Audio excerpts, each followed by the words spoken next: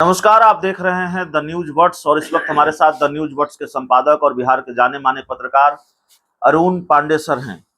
देखिए, इस वक्त हमारे पास आज का अखबार है और उस अखबार में प्रमुखता से खबर छपी है कि राज्यपाल बड़े या शिक्षा सचिव। ये कल का अखबार है, माफ कीजिएगा। और कल भी हमने बात की कि राज्यपाल बड़े या शिक्षा सचिव। क्या एक आईएएस अधिकारी, शिक्षा विभाग का अपर मुख्य सचिव गवर्नर से भी बड़ा होता है, राज्यपाल से भी बड़ा होता है? ये बहस छिड़ी हुई है और इस बहस की वजह खुद बिहार के शिक्षा विभाग के अपर मुख्य सचिव के पाठक हैं, जिन्होंने राज्यपाल को चैलेंज कर दिया है। राज्यपाल के बुलावे पर नहीं जा रहे हैं और राज्यपाल को सवाल पूछ रहे हैं कि भाई आप हमें आदेश कैसे दे सकते हैं।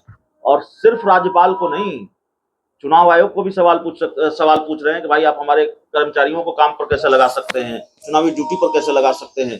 तो चर्चित अधिकारी हैं, अपने ही विभाग के मंत्री से एक बार भिड़ चुके हैं।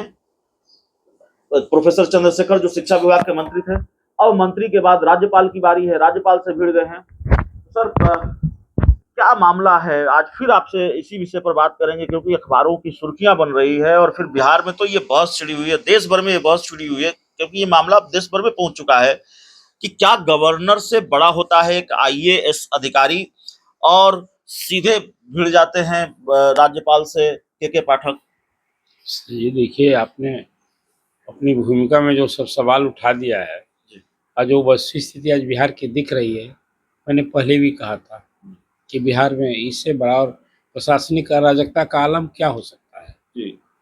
पूरा सिस्टम कैसे चलेगा।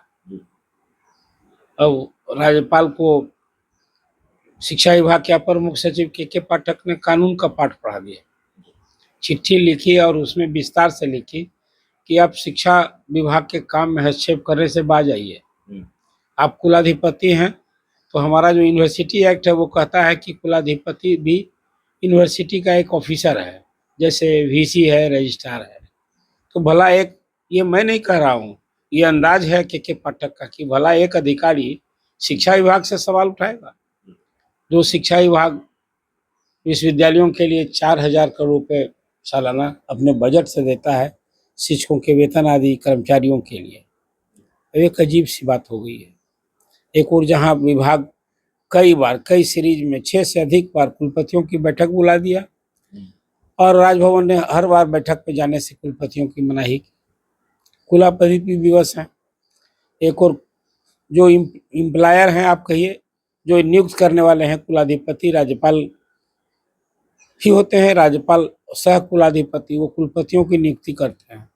तो उनको राजभवन में जाने, राजभवन मनाही कर रहा है कि मत जाइए, और शिक्षा विभाग कहा कि भी आप नहीं मानोगे, नहीं आओगे, तो एफआईआर करा दिया है। यूनिवर्सिटीज का खाता बंद है, वीसी का वेतन रुका हुआ है। ये कौन सी परिस्थिति? मुझे तो लगता है कि मुख्यमंत्री नीतीश कुमार जो सुशासन का दावा करते हैं, दम भरते हैं, इस किसी सुशासन में एक कल्पना की जा सकती है क्या?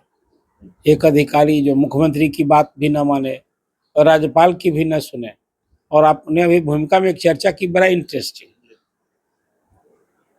के पाठक ने चुनाव आयोग को चिट्ठी लिख दी कि भाई आप तो हमारे ही सिर्फ शिक्षा विभाग के संसाधन और मानव बल का इस्तेमाल कर रहे हैं हमारे यहाँ 5 लाख शिक्षक, आप दूसरे विभाग के भी मानव बल का आप उपयोग कीजिए, दूसरे विभाग के भी संस्थानों का, मतलब अस्पताल है और कोई दूसरे विभाग के जो कार्यालय हैं वहाँ आप बूथ बनाइए।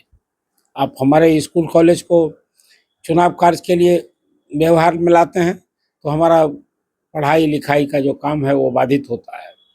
और तो और शिक्षकों को तो कहा कि आप तो काम में लगाते ही हैं, 3.5 लाख चुनाव कर्मी की यहाँ बिहार में जरूरत होती है, तो है तो हमारे यहाँ 5 लाख, तो आप दूसरे विभाग की भी लगाइए।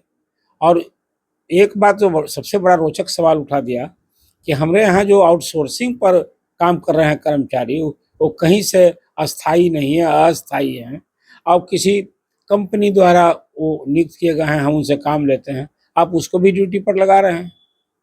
ये जो तथ्य सामने आया वो ज़्यादा हैरानी की बात है कि चुनाव कार्य में क्या कोई निजी कंपनियों के अधीन काम करने वाले कर्मचारियों को लगाया जा रहा है।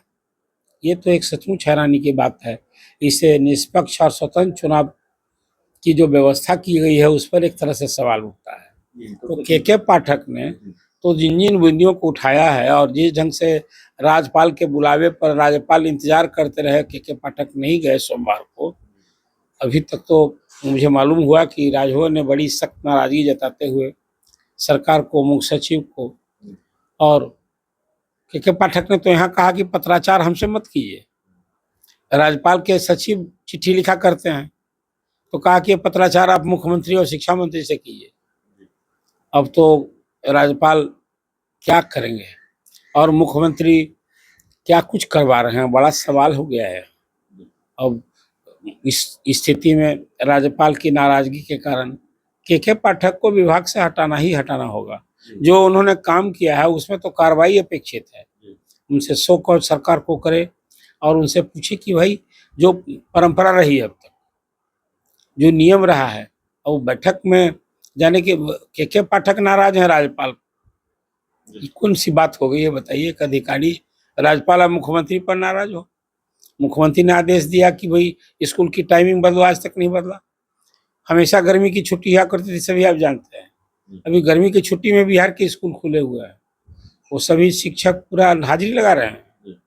9 बजे से जाते हैं, 2 घंटे उनको अभी वो जो गरीब छात्रों की विशेष क्लास लेना है और उन्हें हर रोज उसी तरह से 9 बजे पूरा फोटोग्राफी करके हाजिरी बनी। एक अजीब शिक्षक प्रताड़ित हैं, तो भी कुछ नहीं करने। के पाठक की विदाई होनी है, के पाठक की विदाई तय है और जो स्थिति है, परिस्थिति है, ये टकराव वहीं जाकर खत्म होता हुआ दिख रहा है कि के पाठक की आखिर विदाई हो सकती है आखिरकार। इस पूरी रिपोर्ट में इतना ही। बहुत बहुत धन्यवाद।